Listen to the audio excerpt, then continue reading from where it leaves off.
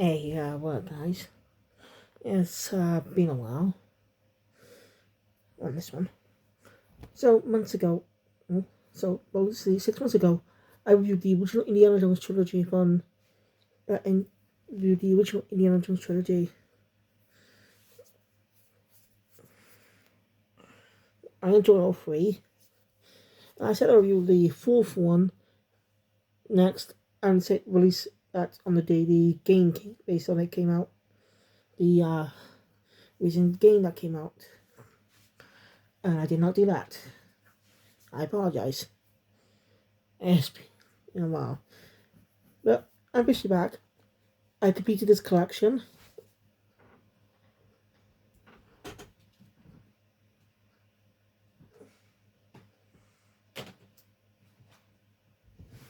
As you completed it, just tonight, as you see, I did for a few days. So, I don't have my headphones, so I can't do much reviews. So I can't do my gag reviews. I plan to finish that up. We'll go back to watching Gojuja. Finish those up. Take a break and catch up on the anime I missed before to Ultraman and Ultraman Power Rangers.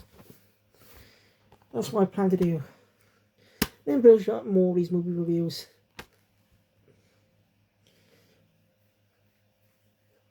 Oh yeah. Yes, this is a modern Blu-ray collection that released. So yeah. I see it uses the updated BBFC logo. You know, it stands for British Board of Film Classification. Been around since the early 20th century. It is a film. It helps make movies in the UK. They changed a lot over the years. And YouTuber Adam Martin did an entire video about the BBFC. How they evolved over the years. So, as you know, Indiana Jones in America is rated PG-13. Should be built in older to see it. British people are more trusted because they get to see it 1 year before.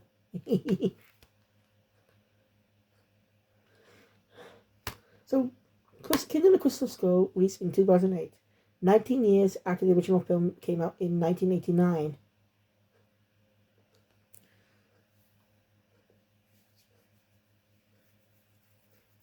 So, 19 years. After it was supposed to be a trilogy, I'm guessing. That's why there was no new films made, but I guess Spielberg and Lucasfilm decided to make a new one. This is before the Disney buyout Lucasfilm in 2012. My thoughts on Kingdom of the Crystal Skull is not that bad, really. I don't think it's bad. I don't think it's great, though. They really jumped the shark. And I mean, knew what the whole thing was. I kind of knew what the Crystal Skull was all about anyway.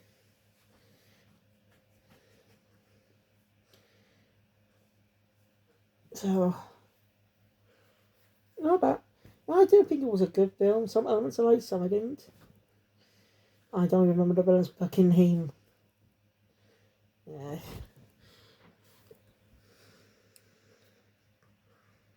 Anyway, let's get into this. So we open up in America. So we open the film up in America in 1957. 19 years after the previous movie, which was set in 1939, which is set in 1938, year before Germany invaded Poland to start World War II. So, kind of thing about the original trilogy, it's always set in the 1930s before World War II. We never see it in these times during the war. But this one decides to skip to 18 years, over 19 years, which makes sense. Because it reflects the amount of time in the real world too. And he's a military man. It was a dumb teenager challenged into a race. The one driving the car up ahead is an idiot and goes along with it. And he start a type of test army base. They start with some guards and stuff. They're just doing their job.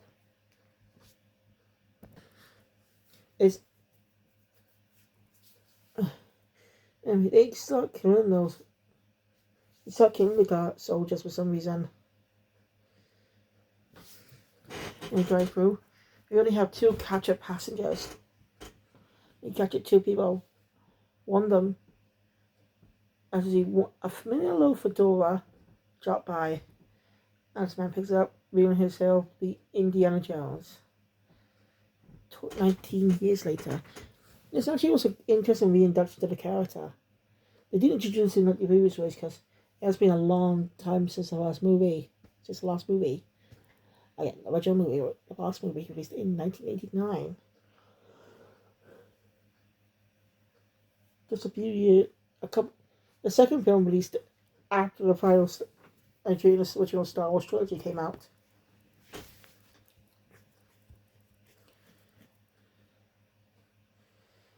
So, yeah.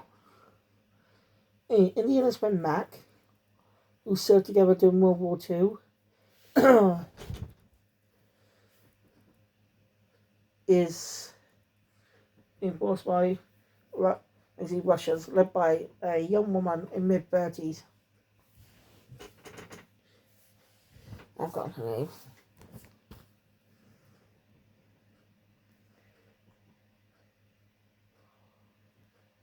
You know, the descriptions on the back.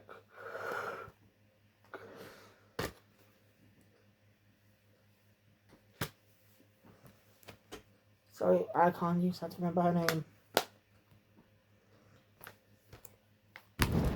Oh! Sorry. Indy. Take it in. Searching for something that Indy should know about. And he's supposed to comply. And use magnetism to discover that wherever it is. So, when you look inside, you see some type of non-human hand. Indy managed to grab some guns. Right? By surprise. But Mac ends up double-crossing Indy. What should we get? First. And actually, I think this is the first friend Indy's had that actually double-crosses him. And it's greed. He wants money.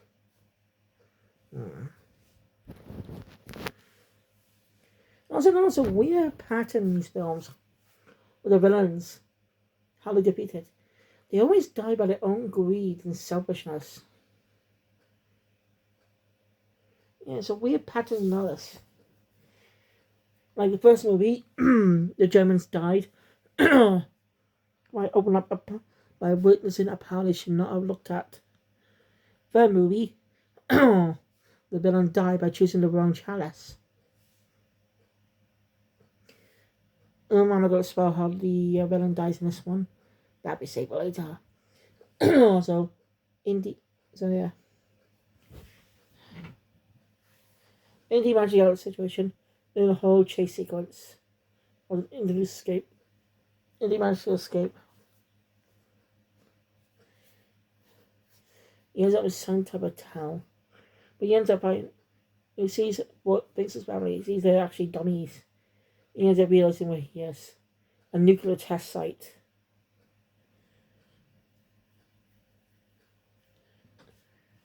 I would love to see Indy actually during World War II, see what he was one much stories, but he would have been, he obviously fought for his country.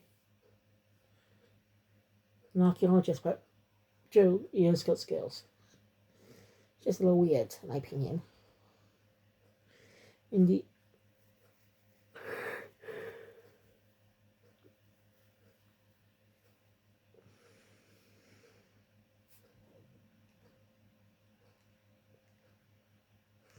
So, Indy.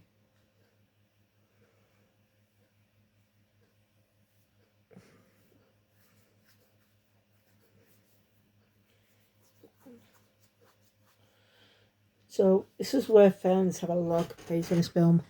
Like I say, a jump the shark moment. Indy escapes nuclear blast by hiding in a lead refrigerator.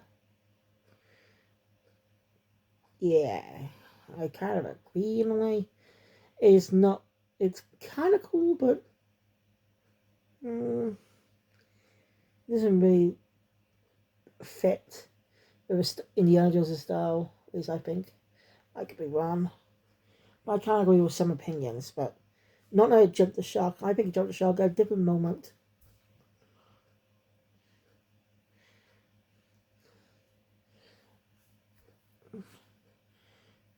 So you have to have Fiasco. And he's basically taken in by the government. Basically, he's been on suspicion and stuff. And he tries his best to explain that about, he didn't know Mac was like this. Didn't know Mac was a traitor. And now the Indy's rescued by his friend Bob. I don't know how cool that is. I don't know these people. And returns their teacher at college. Of course, we do learn a bit about that woman. She's works for the Soviet Union and stuff. And Indy doesn't know much about what that marriage, whatever that thing is.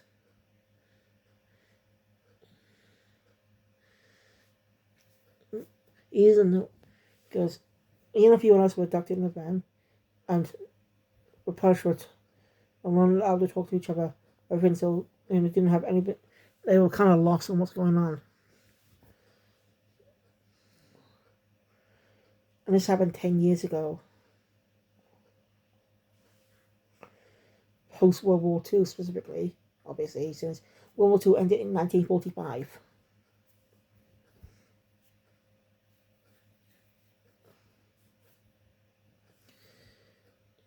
So Indy's now teaching again. It's called Sci-Fi.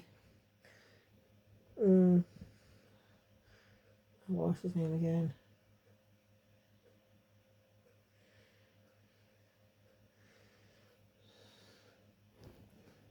Charlie, that's it. Charlie, the dean of the college Indy works at.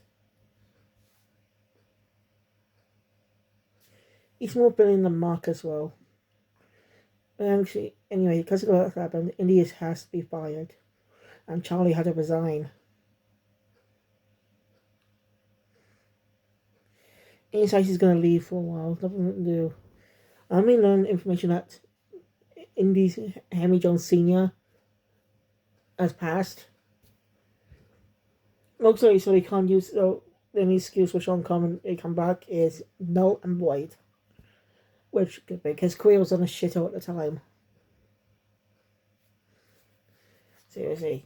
Up until his death, he's done a lot of crap around this point of time.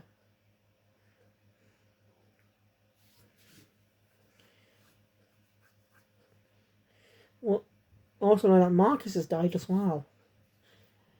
I feel sad about that. I actually like Marcus.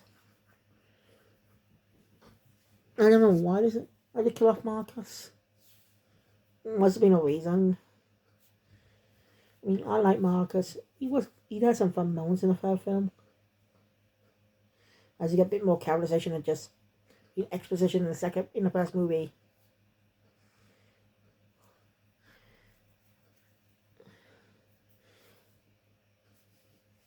It's just why I said earlier about how the villains die makes the second film very more disconnected from the others.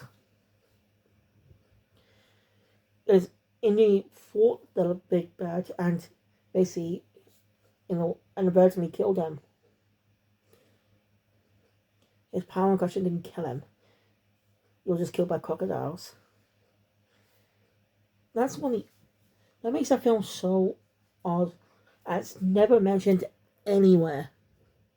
We don't get a single mention of anything that happened in the second movie, like it never happened. Why is that? Like, I don't think the film was bad. I don't think it was bad. But it was definitely more darker than the previous film. And that's the whole point in a way. A lot of fans complained about it. So the third film was more light-hearted. And you could actually see that a lot there. A lot more banter and stuff. It was a lot of fun though. I'm just saying, it's just weird how Kingdom of the second film has never been acknowledged at all in continuity, as far as I know. Just saying, it's kind of being ignored under the Lego games, but you know, they just adapting the films and stuff. So I do plan to review more Pirates films, but maybe because the audio couldn't pay attention properly. If I put them on Blu-ray and we watch them, I may see, but my opinion may change. I'll make an updated video about it, or at least acknowledge it in a different video. Anyway.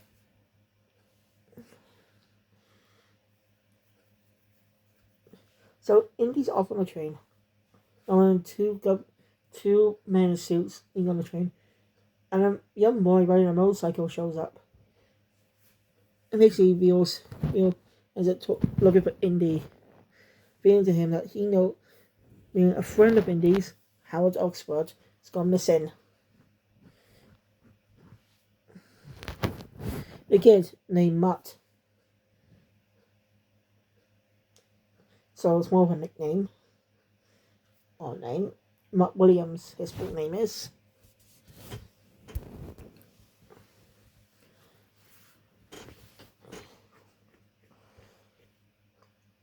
How Oxford was a friend of Indy, who hasn't spoken to him, they haven't spoken in 20 years.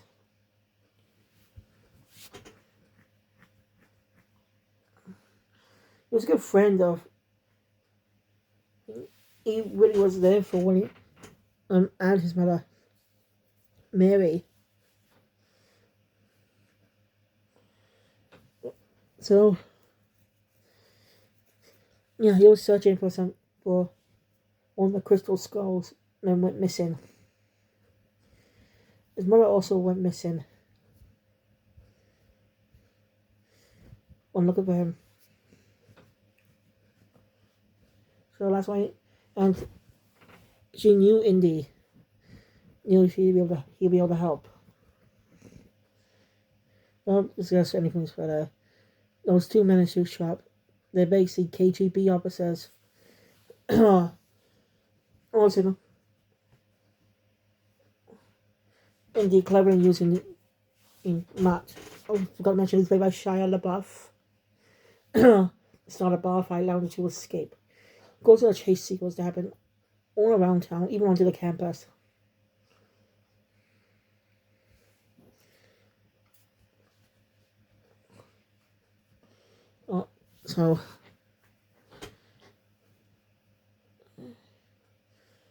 So the two men eventually escape and head to Peru. So Henry Oxford was kept somewhere safe. Man, he went crazy and do all stuff. Then look around. Discover some things.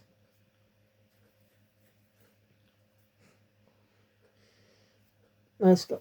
Some clues at a cemetery. So the two head off there. Dealing with some guys in masks. Seem to be protecting the burial grounds. They're exploring the tomb. And how ancient times this country had a lot of ways to preserve people, similar to how Egyptians do with mummification and stuff. So Indy, they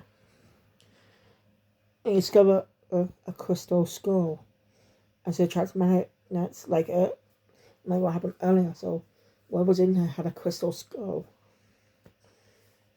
But there were two sets of footprints. Most likely by the same guy. Oxford was here. He initially took it, but then brought it back. Why? And I guess what do is like they're basically captured by by Mac and the Russians looking for that woman.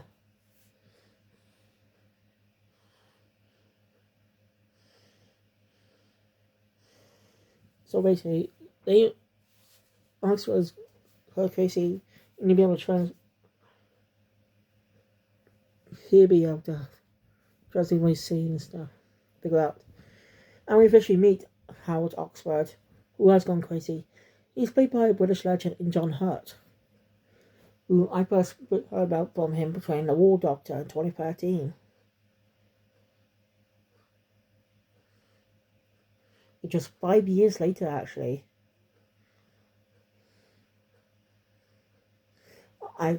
He was also one of playing the one shop owner in the original Harry Potter film, which I will be covering. Don't worry, I will cover those films, but I don't have time right now.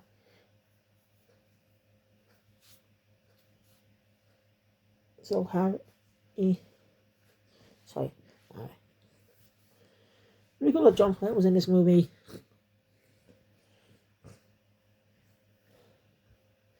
Yeah, 2 British actors in this movie. As Max played by a British actor. Seems the skull's what made Oxford crazy by staring into it with your mind. And if Indy stays there too long, he'll be controlled. Being brainwashed and stuff. But, well, he doesn't believe it. I mean, it's going as far as the Mac earlier. If he's released one of these chains, he'll punch break Mac's nose. So he makes good on that promise. Yeah. Alright, well, in the end, Matt are dragged up. And Indy will basically be forced to tell them, because they have another hostage. And it's Marion Ravenwood from the first film. No one expected to see her again. Really interesting that she reappeared.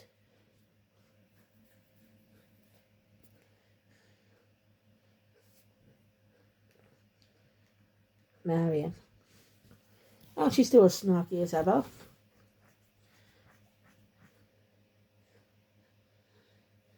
This is one of my favourite parts of the film. To see the two banter again.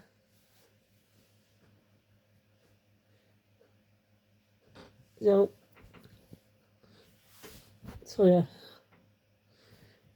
Needs to also translate what Oxford is saying. Ends up figuring it out. Yeah, like I'm always said. Yeah, quick thinking from Matt managed to escape, but end up in quicksand.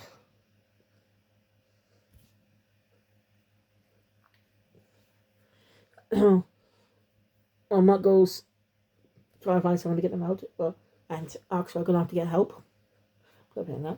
Marion ends up revealing something to Indy that's shocking. Mutt, his real name is Harry Jones III. Yes, he's Indy's son.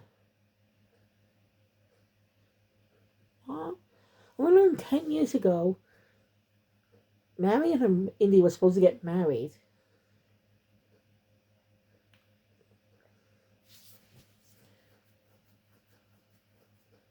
They were supposed to get married, but Indy basically broke it off. So yeah. On that community situation again, Indy out with a snake. Oxford ends up bringing those Russian guys back. Basically catch it again. I think this part of the Indiana Jones franchise is so repetitive. They catch it every damn movie. That's getting repetitive for me. I like the films, but this is just repetitive.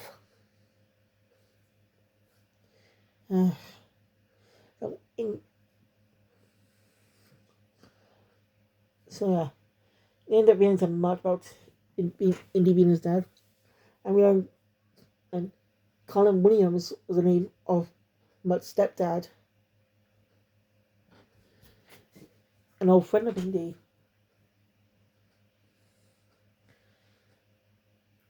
Yeah, there's a lot of arguing, forcing the Russian to show up. Well, they end up buying him back and getting escape. Goes in a whole chase sequence. That's pretty cool. He just knows how to do action. I'm assuming it'll work because it's not really that important, just pretty cool action. And he was an action with dangerous ants. As human soldiers being covered in ants and screaming, as they've been killed by them, it's kind of scary. And then one Russian from early on, that's he's been, ends up being killed by the ants too. A little more gruesome in a way. And how many ants being killed, squished, and we see gooey look like goo. Yeah. Now you have much action with alongside Indy, Matt, Marion, and Oxford, alongside Matt, who says he's a double agent, looking for the CIA. Escape and find where the treasure is hidden in the skull-shaped cavern. So they head there. They end up being chased by 7 layers. They bounce the crystal skull.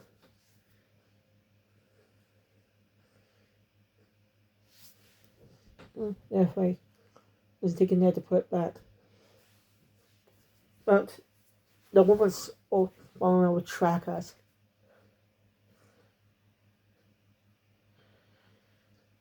And I just saw some puzzles that were falling through a floor. Manify the location where the skulls was. So yeah, the skulls were the extraterrestrials. That's why I think they jumped the shark.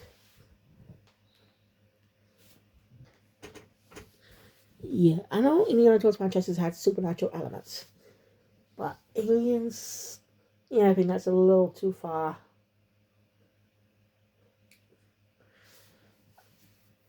Aliens are more sci-fi than fantasy.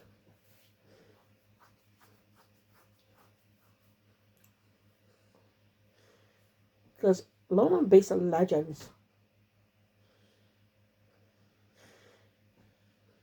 So, anyway, Matt Real sees he was never with the CIA. That was just a lie. Just greedy stuff. The woman shows up wanting knowledge. So I put back on. Yeah, she'll be given knowledge. There's also a portal to another dimension. Opens up. And the 4 soldiers there were blown into it. Indy and the others managed to escape. The Mac dying in the crosshairs. And the woman, of course, the knowledge is too powerful. It's too much for her. She burns to death. She burns and turns to dust or something. Managed to escape. You see, Indy and Mutt's relationship kind of proved so quickly. Yeah. I kind of wish we had an angle from the start. Indy by now he's a father. I think someone better than Mutt could be someone better. I don't hate Mutt. He's going to be a bit intelligent. He knows some stuff.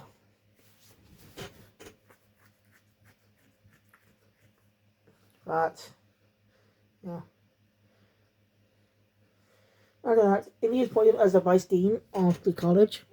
And he ends up marrying Marion once again.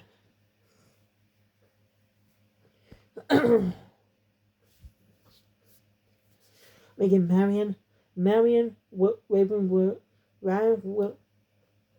Jones Ravenwood Williams.